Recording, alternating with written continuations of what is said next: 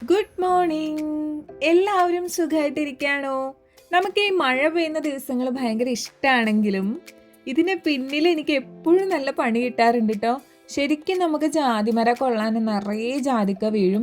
ഞാൻ എപ്പോഴും പറയാറുള്ള കാര്യമാണ്, തണലത്താണ് നമ്മുടെ ഗാർഡൻ. അതാണ് നമ്മുടെ ഏറ്റവും വലിയ പണികളിൽ ഒരു വലിയ കാര്യം. മഴ പെയ്ത് തോർന്നു കഴിയുമ്പോൾ നിങ്ങളുടെ ഗാർഡനും ഇങ്ങനെയൊക്കെ ആവാറുണ്ടോ? ഗാർഡന്റെ ചുറ്റും മരങ്ങളുള്ളവർക്കാണ് ഈ പ്രശ്നം. കാരണം നല്ല കാറ്റ് വീശുന്നുണ്ടല്ലോ ഇപ്പൊ മഴയ്ക്ക് മുൻപ്.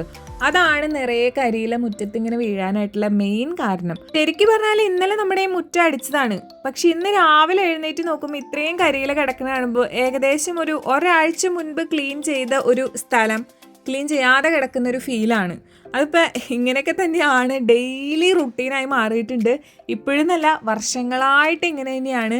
പിന്നെ ഇപ്പോൾ യൂട്യൂബൊക്കെ സ്റ്റാർട്ട് ചെയ്തേ പിന്നെ നിങ്ങളും കൂടെ കാണുന്നു എന്ന് മാത്രം.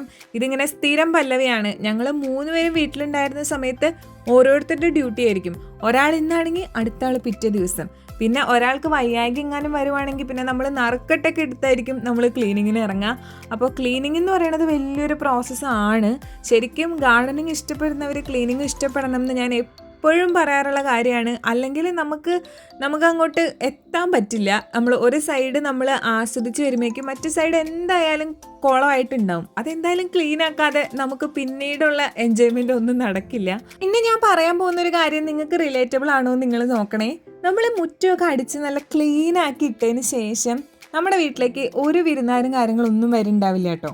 എന്നാണോ നമ്മൾ മുറ്റൊരു ദിവസം അടിക്കാതെ നമ്മൾ കരിയിലേക്ക് നിറഞ്ഞു കിടക്കുന്നൊരു ദിവസം എന്നാണോ, അന്നായിരിക്കും നമ്മുടെ വീട്ടിലേക്ക് ആരെങ്കിലേക്ക് വരിക. ഇത് എപ്പോഴും എനിക്ക് പറ്റുന്ന കാര്യമാണ്. നമ്മളിങ്ങനെ ക്ലീൻ ആക്കി ഇന്നിപ്പോൾ ആരെങ്കിലൊക്കെ വന്നാൽ കൊള്ളായിരുന്നു എന്ന് വിചാരിക്കുമ്പോൾ ഒരു ഈച്ച പോലും നമ്മുടെ വീട്ടിലോട്ട് വരില്ല കേട്ടോ. അത് എപ്പോഴും അങ്ങനെയാണ് സംഭവിക്കാറ്. ഇത് എനിക്ക് മാത്രമാണോ അതോ നിങ്ങൾക്ക് ഇങ്ങനെ തന്നെയാണോ നിങ്ങളൊന്ന് പറയണം കേട്ടോ. ഇതെല്ലാം ക്ലീനൊക്കെ ചെയ്ത് ആ ഊഞ്ഞാലയിൽ വന്ന് ഒന്ന് സ്വസ്ഥമായിട്ട് ഇരിക്കുമ്പോൾ കിട്ടുന്ന ഒരു സമാധാനവും സന്തോഷവും, ഇത് ഡെയിലി ഇങ്ങനെ അനുഭവിക്കുന്ന കാര്യമാണെങ്കിലും ഓരോ പ്രാവശ്യവും അതിൻ്റെ ഫീൽ ഇങ്ങനെ കൂടി വരാൻ കേട്ടോ.